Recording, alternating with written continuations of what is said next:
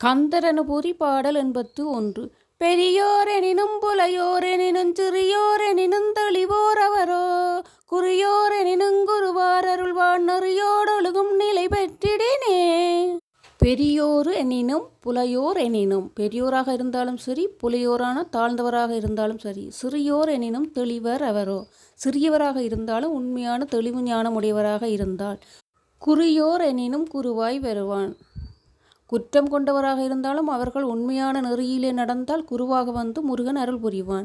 எறியோடொழுகும் நிலை பெற்றிடினே, அதாவது நெறியோடு சரியான பாதையில் நடந்தால் அந்த உயர்நிலையிலான மனிதனின் உயர்வை அடைய முடியும். முருகனை அடைந்து முத்து நிலை பெற்று மனிதன் சிறந்த பேரானந்தம் பெற முடியும்.